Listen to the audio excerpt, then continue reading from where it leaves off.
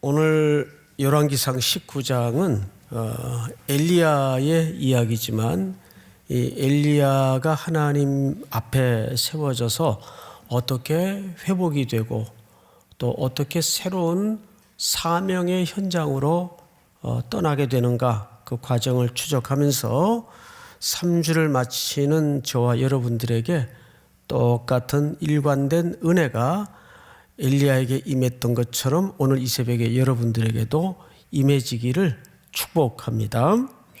자, 우선 엘리야의 이야기는 성경에 너무 많은 내용들이 담아져 있고 풍성하죠. 엘리야만큼 또 하나님을 밀접하게 동행했던 인물도 없었고, 불같은, 지진 같은, 바람 같은 역사를 경험했던 인물도 없었습니다.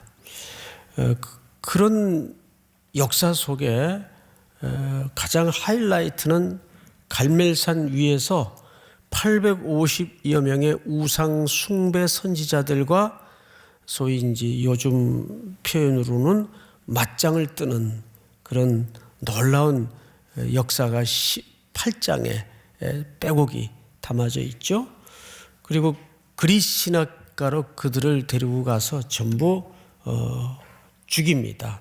그리고 완벽한 승리를 이루었죠. 자, 이 정도 되면 아합도 그의 아내 이세벨도 항복할 줄 알았습니다. 그런데 이 처참한 소식을 아합이 듣고 아내에게 이렇게 얘기를 합니다. 19장 1절을 한번 볼까요? 19장 1절을 보시면 아합이 엘리야가 행한 모든 일과 그가 어떻게 모든 선지자를 칼로 죽였는지를 이세벨에게 어떻게 했다고 되어 있어요? 말했다라고 되어 있는데, 사실 히브리 어법을 유심히 들여다보면, 주의된 걸 들여다보면 이 말했다가 아니라 보고했다가 정확한 워딩이에요. 보고했다.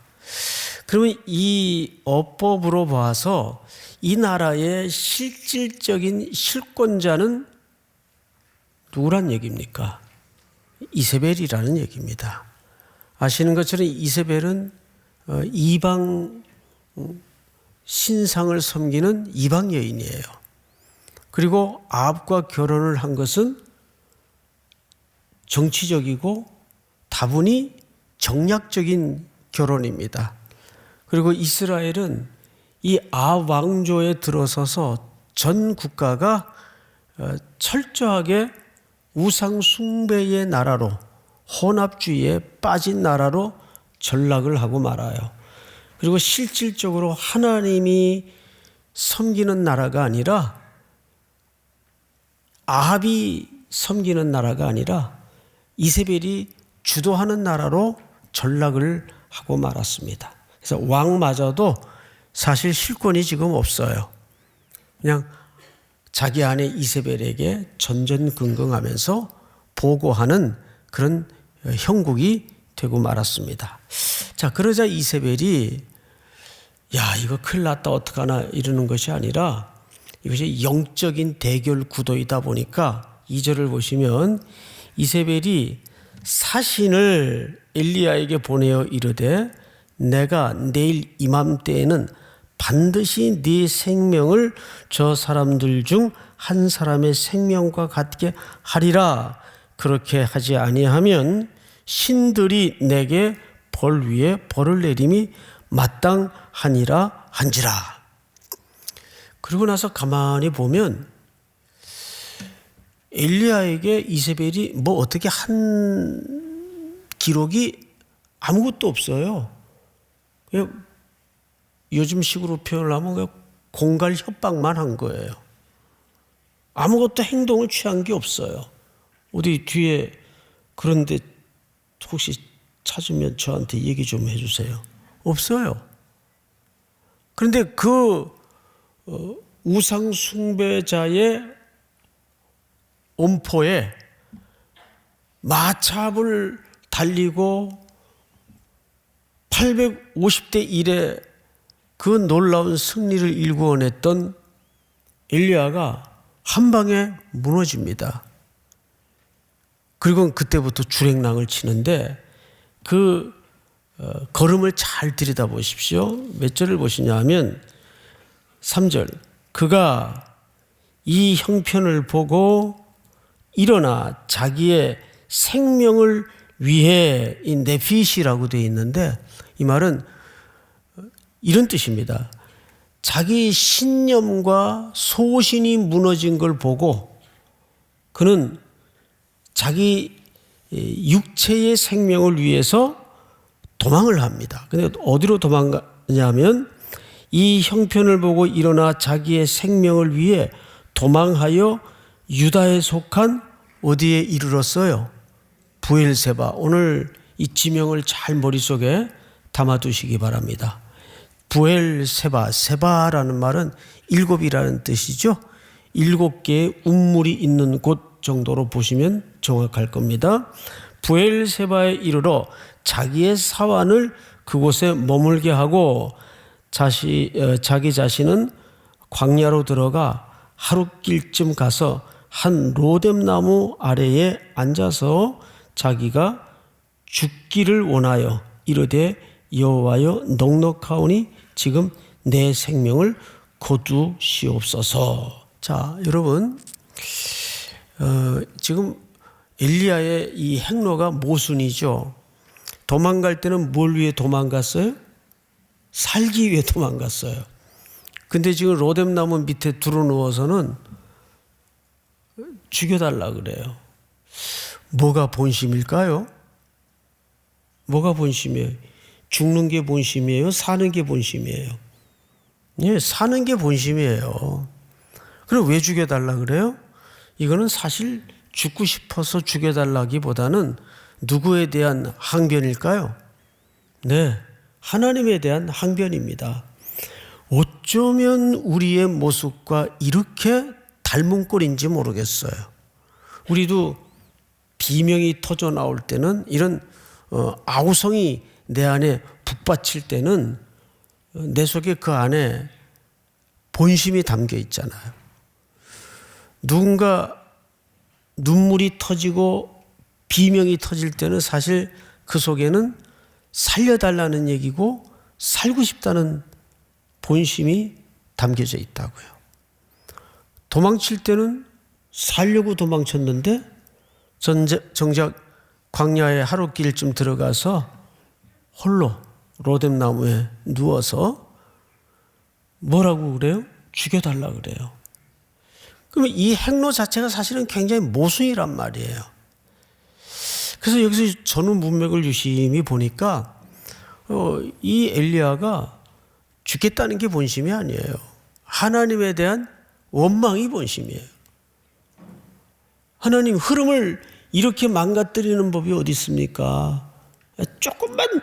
조금만 도와주면 이제 왕조도 바뀔 것이고 우상 숭배자들도 척결된 만큼 이제 거의 다 됐는데, 그런데 왜 나를 이렇게 도망길로 내모십니까? 도망은 자기가 가놓고 뭐든지 안 되면 핑계는 다 부모 탓이고 하나님 탓하는 거 아니에요? 지금 엘리야의 행로 자체가 첫 번째는 모순이에요. 근데 왜 이런 모순의 행보를 그는 보이는가? 그 속에 누구에 대한 원망이 있기 때문이죠. 하나님에 대한 원망이 있기 때문에 그래요. 자, 성경을 맞아 보십시다. 5절, 로뎀나무 아래에 누워 자더니 천사가 그를 어루만지며 그에게 이르되 일어나서 먹으라 하는지라. 본즉 머리맡에 숯불에 구운 떡과 물 한 병이 있더라. 이에 먹고 마시고 다시 누웠더니 여호와의 천사가 또다시 와서 어루만지며 이르시되 일어나 먹으라. 네가 갈 길을 다 가지 못할까 하노라 하는지라. 자, 여기 잘 보시면 이게 단순한 어루만짐과 회복을 위한 하나님의 특단의 조치가 아니라 이 문맥을 보시면 하나님이 엘리야를 어디로 보낼 곳이 있다는 의도가 여기에 나와 있어요? 안 나와 있어요? 정확히 나와 있습니다. 내가 아직 갈 길이 멀었는데 너 이러고 있으면 이 기력으로 한 발자국도 앞으로 못 간다. 내가 갈 길이 아직 남아있다. 이거 먹고 기운 내라. 천사를 동원해서 하나님이 어루만지는 회복의 기력의 소생을 가져다 줍니다. 어떻게 3주 동안 좀 기력이 소생되셨습니까? 탈진되셨습니까?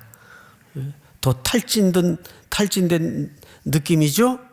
예, 그런데 이제 끝나고 나면 선교지를 밟을 때 하나님께서 감추어뒀던 새 힘을 우리 성도들에게 반드시 주실 줄을 확신합니다.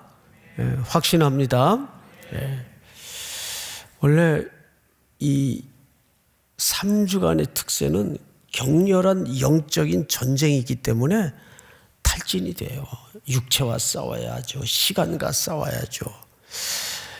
그냥 나오라고 목사는 댕댕거리고 강조는 하지만 사실 일터를 갖고 계신 분들이 뭐 일터를 안 갔더라도 마찬가지예요. 그냥 일상을 똑같이 살면서 이게 무슨 특수한 공간에 들어가서 특수한 기간에 아무것도 안 하고 하는 특세가 아니잖아요. 일상은 똑같이 하면서 직장을 감당해내면서 새벽을 깨워 여기까지 오는 것은 여러분 이건 엄청난 헌신이고 엄청난 결심입니다. 그러니까 기적이에요. 직장 생활하는 청년들 얘기를 들어보면 그래요.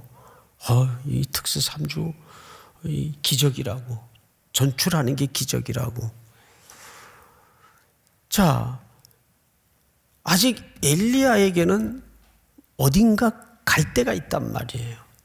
사실 그 길이 엘리야가 앞으로 마주할 새로운 시간이고 새로운 사명지입니다. 그게 어딘지를 우리는 오늘 마지막에 이 마지막 시간에 보게 되는 겁니다. 이제 건너가서 몇 절을 보시냐면 8절 이에 일어나 먹고 마시고 그 음식물의 힘을 의지하여 40주 40야를 가서 하나님의 산 호렙에 이르니라. 자, 아까 지명을 머릿속에 담아 놓으라 그랬어요. 어디서부터 출발한 겁니까? 그렇죠. 부엘세바에서 출발했어요. 그래서 음식물의 힘을 의지해서 먹고 기력을 회복해서 이제 어디에 도착을 결국 했어요? 호렙산에 도착을 했어요. 그러면 그래서 이 교육자들 성지 세미나를 교회에서 보내는 겁니다. 부엘세바에서 호렙산까지 키로수를 대충 이렇게 재보니까 60km에서 70km예요. 60km에서 70km. 사람이 부지런히 걸으면 이 정도 거리는 얼마 만에 걸을 수 있다고 보세요. 제가 이렇게 보통 이제 선교지 나가서 이제 요즘은 휴대폰들을 다 갖고 다니면 저절로 거기에 걸음수가 찍히고 키로수가 다 찍혀요. 참 놀라운 세상을 살고 있어요. 그죠? 그렇게 계산을 합해서 해보니까 대략 넉넉히 이틀이면 걸을 수 있는 거리예요. 6, 70km면. 멀리 잡아도 70km는 안 되는 거리예요. 부엘세바에서 호렙산까지. 그런데 이 길을 무려 며칠을 걸었어요. 40일. 뭔가 이렇게 연상되는 수치가 머릿속에 떠오르지 않습니까?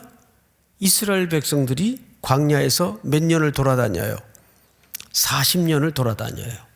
근데 신명기 1장에 보면 원래 이 길은 호렙산에서 세일산을 지나 가데스 바네아까지 며칠 길이라? 10하루 길이에요. 그 하나님이 원래 설정하신 직선거리로만 호렙산에서 출발하면 가데스 바네아까지 10하루길입니다. 그런데 세상에 10하루길을 제40년 몇 월 며칠에 이렇게 시작을 하죠. 10하루길을 몇 년 돌아다녔다는 얘기예요? 40년. 이걸 뭐라 그러냐면 방황 내지는 방탕.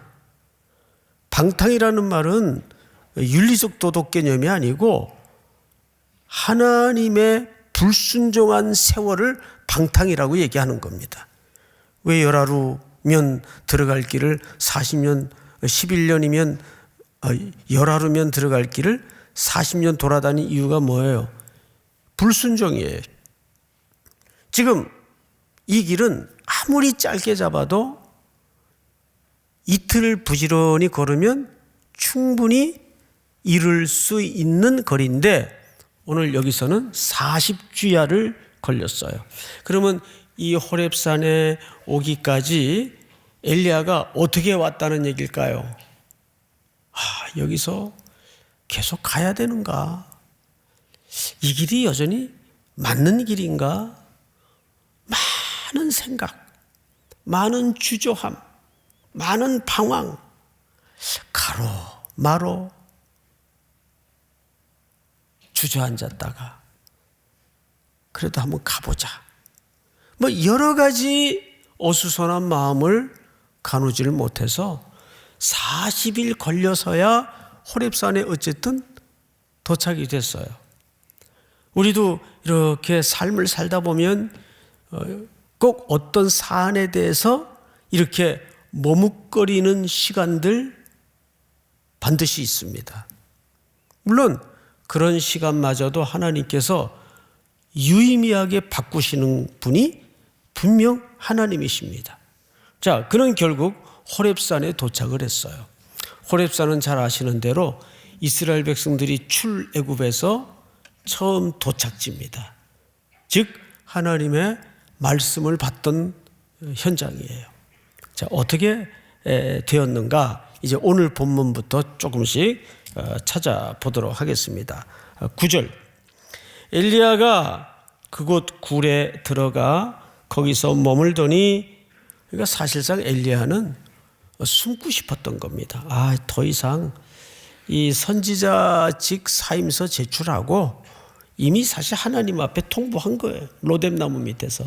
하나님, 나 그냥 여기까지 하랍니다. 나 아무것도 이제 더 이상 지쳐서 기운도 없고 하기 싫습니다.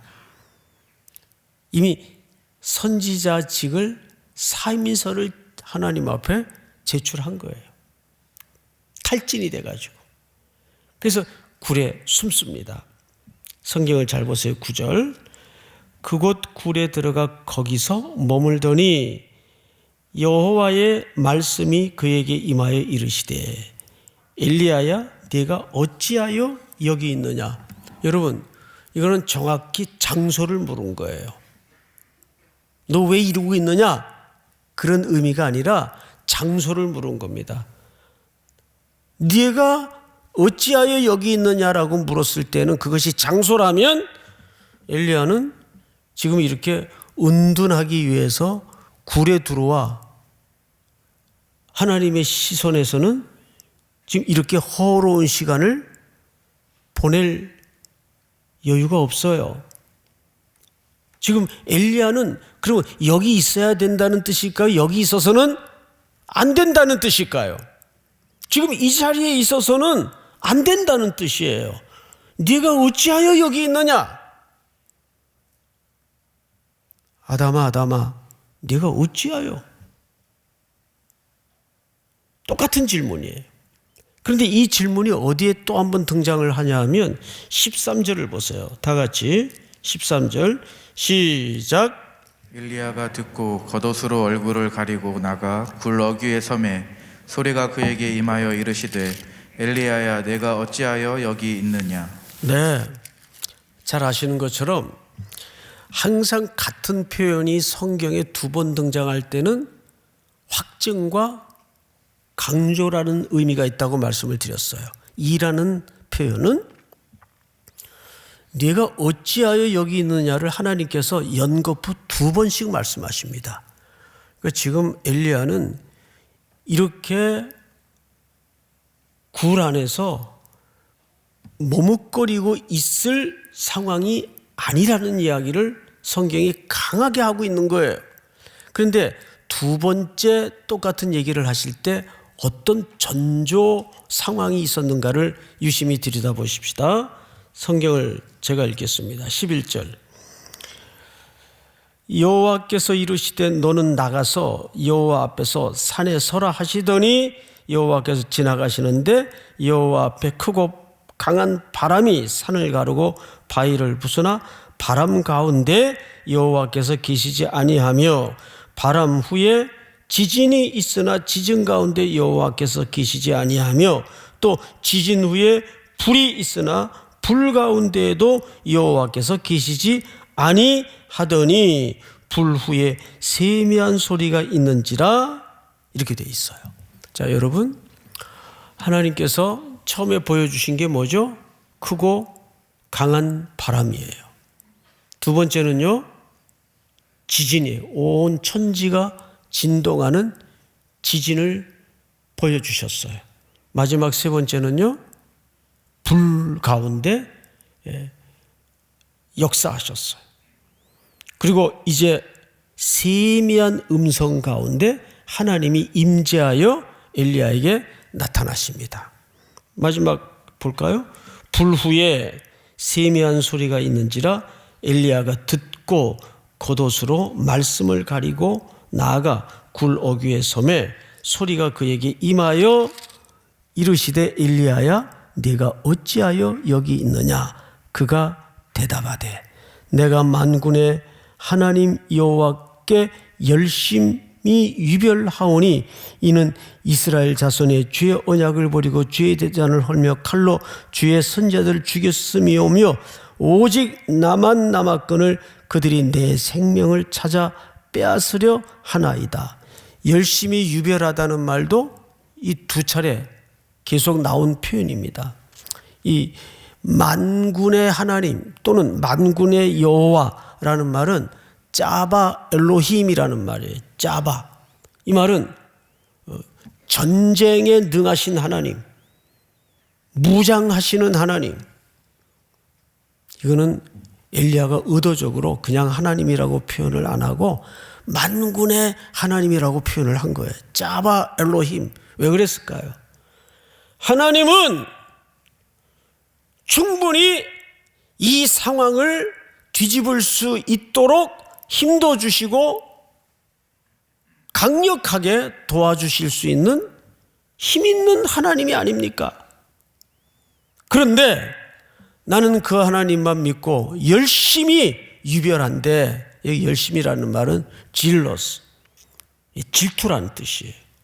나는 하나님의 질투를 가지고 목숨을 걸었는데 돌아온 것은 여인의 엄포와 위협과 목숨을 위협하는 결론밖에는 내게 돌아온 게 없습니다. 나 이제 그만할랍니다.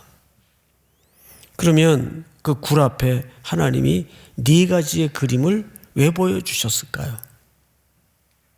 크고 강한 바람, 불, 지진, 그리고 마지막에는 세미한 소리입니다. 하나님이 엘리야에게 사실은 질문을 한 거예요. 그 4가지 모습은. 엘리야야, 내가 언제까지 크고 바람 같은 하나님이 되겠느냐? 불 같은 역사만 일으키는 하나님이 되겠느냐? 언제까지 지진 가운데 거하는 하나님이겠느냐? 그리고 마지막에 뭐라고요? 세미한 소리 가운데 하나님이 음성으로 말씀하여 나타났어요. 무슨 뜻일까요? 지금 이 엘리야의 시대, 그리고 아합이 왕으로 있지만 실권은 그의 아내인 이세벨에 의해서 온 나라가 우상 숭배에 빠져있던 이 시대에 정작 필요한 것은 그들이 추구했던 종교 열광주의의 패턴이 아니라 뭐가 필요하다는 얘기일까요? 그 시대를 흔들어 깨울 수 있는 유일한 방법은 하나님의 말씀밖에 없다는 얘기예요. 그래서 엘리야를 다시 모세의 전통 앞으로 세운 거예요. 그는 그냥 못하겠다고 도망간 산이지만 아이러니하게도 그 산은 이스라엘 백성들이 광야 40년을 시작할 때 하나님의 말씀을 받았던 산입니다. 어디로 다시 돌아가라는 얘기일까요? 하나님의 말씀의 전통으로, 모세의 전통으로 다시 돌아가라는 얘기예요. 아무리 시대가 요란하게 변화무쌍하게 바뀌어서 우리가 그거를 따라가기 급급하고 허걱거려서 야 이거 못 쫓아가면 어떡하나, 현대인들이 그거 쫓아가다가 기력이 쇠하고 진이 다 빠져요. 그럴수록 이 시대의 교회는 세상에 어줍지 않은 흉내를 낼 게 아니라 시대는 변해도 영원히 변하지 않는 가장 강력한 유일한 하나님의 말씀을 붙들 때 교회는 진짜 교회다운 매력을 갖게 됩니다.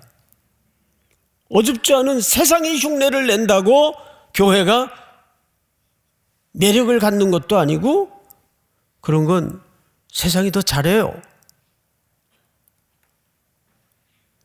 엘리야가 그 종교 열광주의 시대의 이미지에 엘리야도 그냥 넘어가 버린 거예요. 왜 하나님은 갈멜산 꼭대기에 승리를 주셨던 것처럼 왜 내게 마무리할 수 있는 힘을 안 주십니까? 이게 엘리야가 어떤 의식에 빠져 있는지 아세요? 내가 열심히 유배했는데, 성경을 보시면 어디에도 그 얘기를 강조하냐 하면 이렇게 돼 있어요. 몇 절을 보시냐 하면 4절을 보십시다. 자기 자신은 광야로 들어가 하룻길쯤 가서 로뎀나무 아래에 앉아서 자기가 죽기를 원하여 이르되 여호와여 넉넉하오니 지금 내 생명을 거두시옵소서. 이게 사실상 사임서를 제출한 겁니다. 그런데 10절로 건너가서 그가 대답하되 내가 만군의 하나님 여호와께 열심히 유별하오니, 열심히 유별하오니. 사람이 이렇게 될 수가 있어요. 제가 여러분들에게 자주 강조했다시피 어디에 신앙을 얹어서는 안 된다고요? 자기 진심과 자기 열정에 신앙이 얹어지면 위험해져요. 엘리야는 이 교회 리더십들이 그런 유혹에 빠질 수 있는데 너무 자기가 중요한 사람이 됐어요. 너무 자기가 중요한 사람이 됐어요. 그 일은 내가 해야 되고 내가 마무리해야 되고. 그렇지 않아요.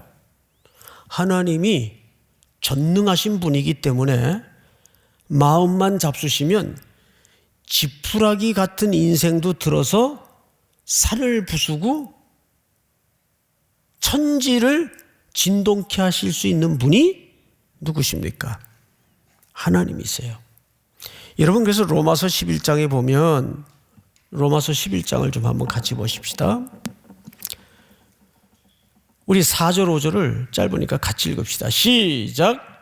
그에게 하신 대답이 무엇이냐? 내가 나를 위하여 바알에게 무릎을 꿇지 아니한 사람 7,000명을 남겨두었다 하셨으니 그런즉 이와 같이 지금도 은혜로 택하심을 따라 남은 자가 있느니라.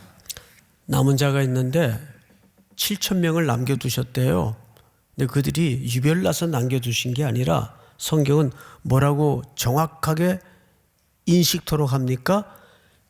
지금도 은혜로 택하심을 따라. 하나님의 은혜예요. 믿으십니까? 하나님의 은혜로 남은 자가 된 거예요. 대단하고 뭔가 달라서 남겨진 자가 아니에요. 여러분들이 마지막 날 특세의 자리를 함께 하시는 것도 은혜로 남겨진 분들입니다. 물론 여러분들이 고단한 육체를 일으키고 열심을 내서 여기까지 이 추운 일기 속에 공기를 가르고 온 것도 사실이에요. 그게 무의미하다는 얘기가 아니에요. 근데 그게 뭘로 된 거라고요? 은혜로 된 거예요. 은혜로. 그러니까 더 원천에 복받은 자라는 걸 기억하셔야 됩니다. 지금 엘리야는 그 시대 앞에 어떤 책무를 맡았는데 사실은 하나님이 엘리야를 쫓아다녔어요. 스톱. 엘리야는 질주를 한 거예요. 자기 열정에. 그게 나가 떨어진 거죠. 더 이상 못하겠습니다. 하나님은 속으로 내가 너 그럴 줄 알았다. 지금 그 만남이 호렙산 굴 앞에서 이어지고 있는 겁니다.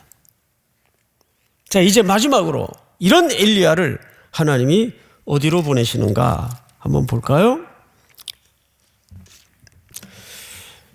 14절 엘리야가 대답을 합니다. 내가 만군의 하나님 여호와께 열심히 유별하오니 이는 이스라엘 자손이 주의 언약을 버리고 주의 제단을 헐며 칼로 주의 선자들 죽였음이오며 오직 나만 남았거늘 그들이 내 생명을 찾아 빼앗으려 하나이다. 여호와께서 그에게 이르시되 너는 네 길을 돌이켜 광야를 통하여 다메섹에 가서 이르거든 누구에게 기름을 부으라 그래요? 이방 왕이에요. 이 사람은 아람 왕입니다.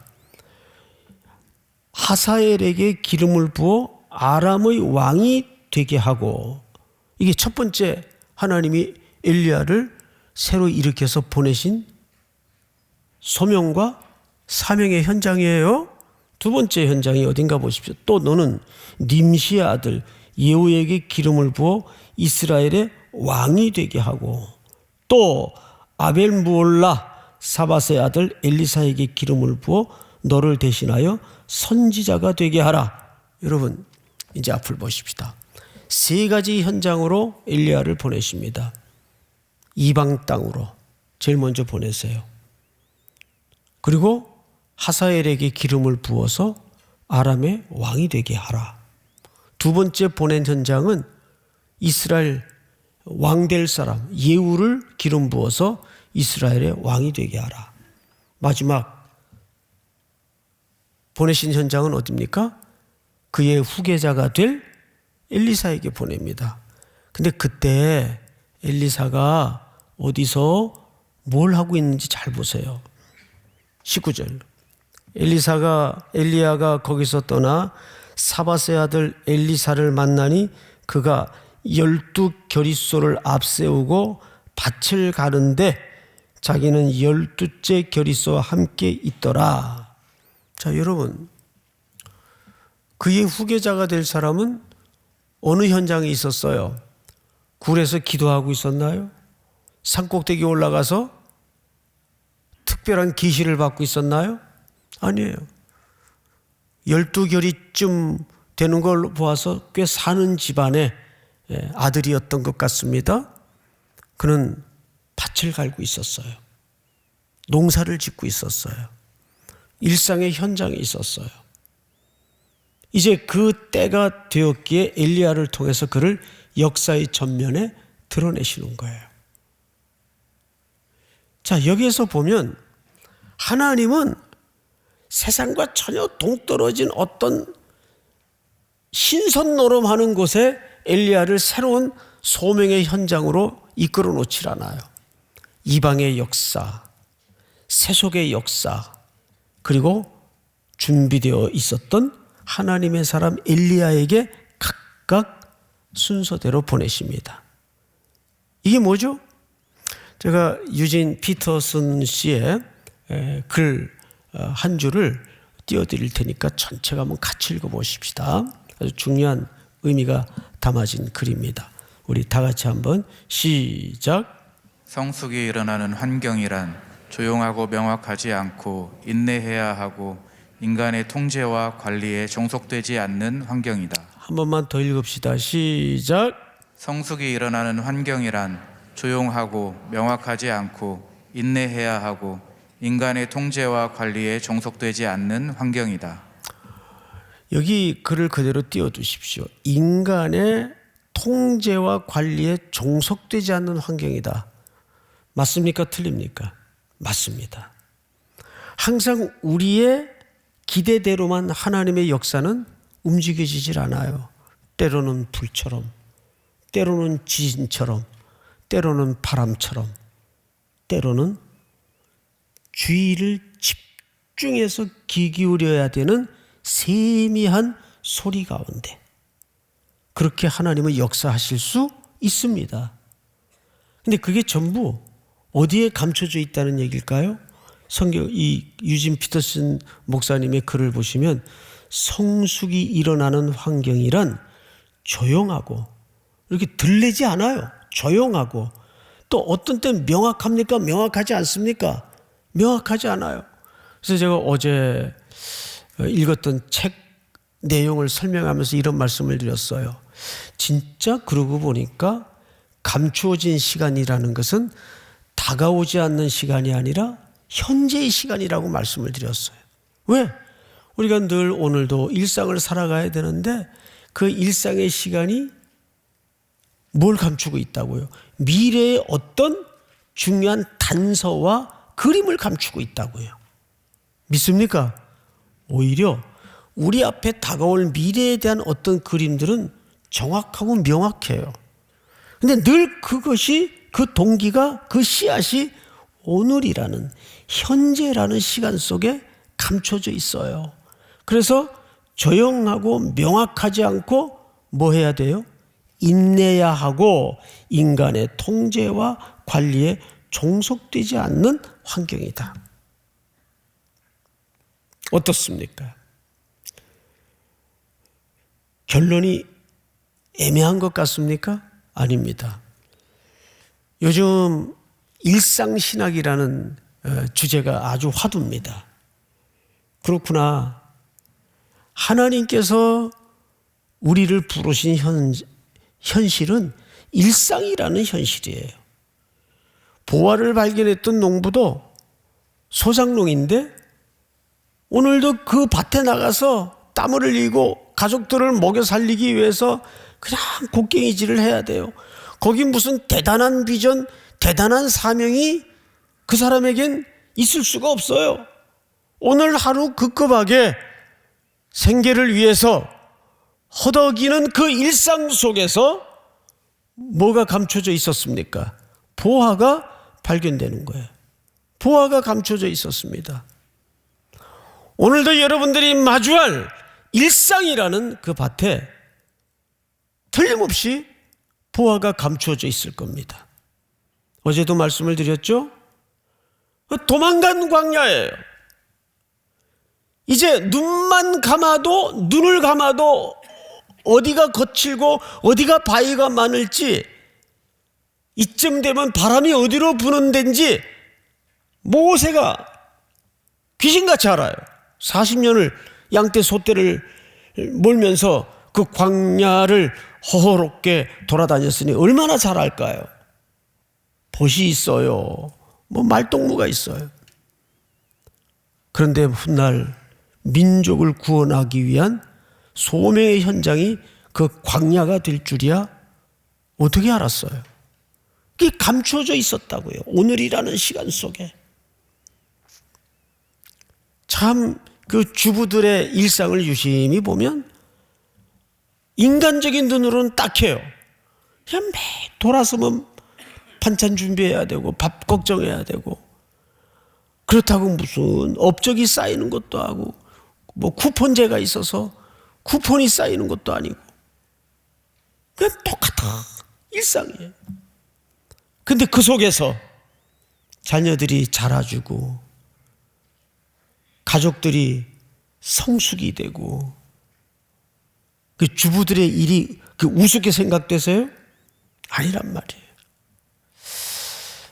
목사님이 오늘 왜 저러나, 뭐 사모님한테 잘못한 게 있나? 전 잘못할 수가 없어요. 자주 만나기를 해야죠. 뭐. 예? 사랑하는 형제자매 여러분, 오늘도 또 앞으로의 모든 선교도 특별한 선교가 아니에요. 우리가 늘 하던 선교입니다.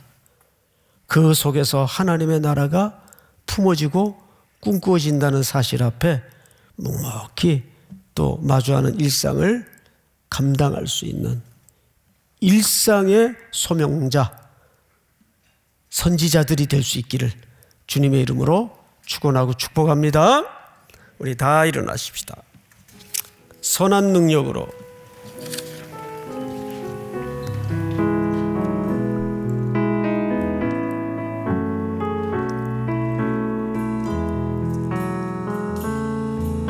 주 선한 능력으로 안으시네 그 크신 팔로 날 붙드시네 절망 속에도 흔들리지 않고 사랑하는 주 얼굴 구하리 선한 능력으로 일어서리 주만 의지하리 믿음으로 우리 고대 안에 주 오실 그날 영광의 새날을 맞이하리 이전의 괴로운 날에 싸우고 이전의 괴로운 날에 와싸고 고난의 길을 걷는다 해도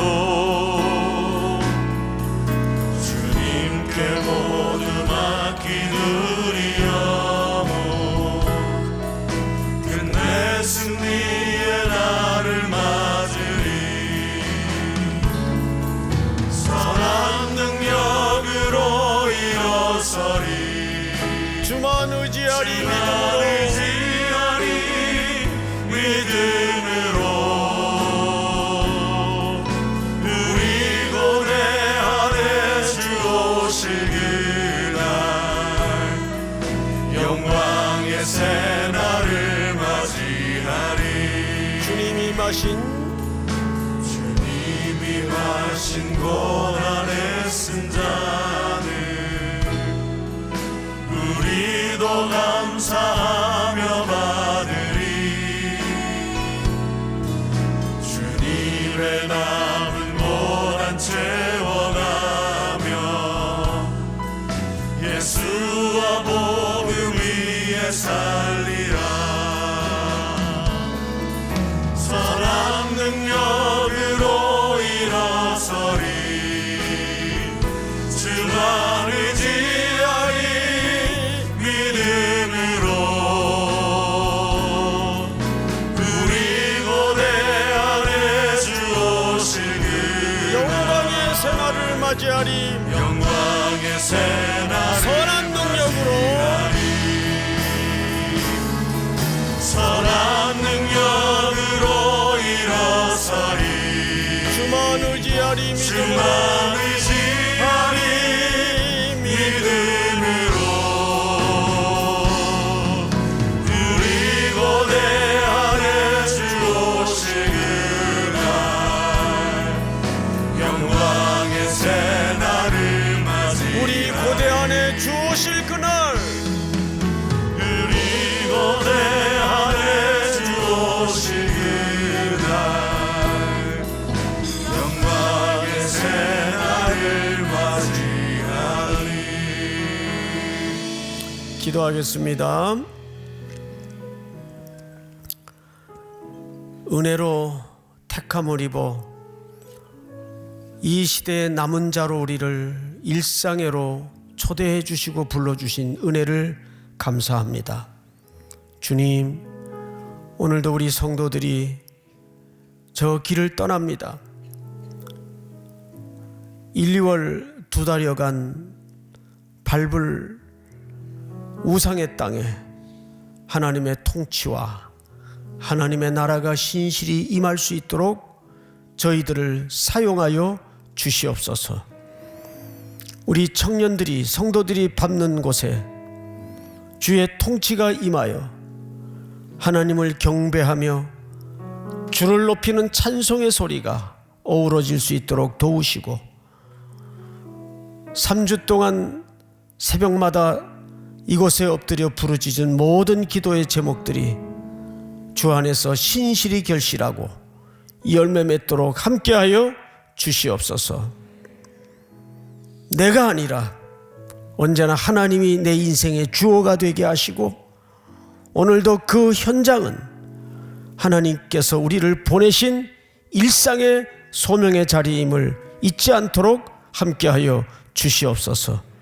하나님이 우리에게 성실하신 것처럼 우리도 하나님을 향하여 성실한 자세를 흐트러뜨리지 않도록 이끌어 주시옵소서. 3주 동안 새벽을 깨우며 애쓰고 수고한 모든 섬긴 형제자매들에게 하늘의 상급과 위로가 있게 하시고, 무엇보다 저들에게 능력과 주의 자비가 평생을 따르도록 주께서 친히 선한 목자가 되어 주시옵소서. 몸이 공고하고 육체가 고통스러워 함께하지 못한 성도들의 병상의 자리를 찾아가 주셔서 엘리야를 오르만지며 소송케 하셨던 주님의 권능이 그 병상에도 신실히 임할 수 있도록 함께하여 주시옵소서. 지금은 우리 구주 예수 그리스도의 은혜와 하나님 아버지의 사랑과 성령님의 교통하심이 오늘 머리 숙여 경배를 드리는 사랑하고 사랑하는 귀한 우리 3일의 청년들, 성도들, 해외, 군에 멀리 출타해 있는 가족들, 복중의 생명까지 영원토록 함께 있을지어다. 아멘.